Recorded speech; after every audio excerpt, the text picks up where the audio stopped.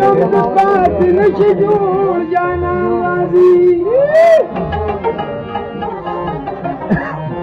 ستا محبت داسې حالات ته رسولي یما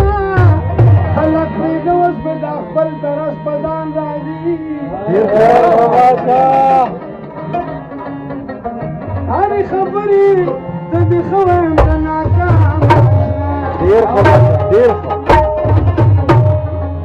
رښتیا وایم یا په تا باندې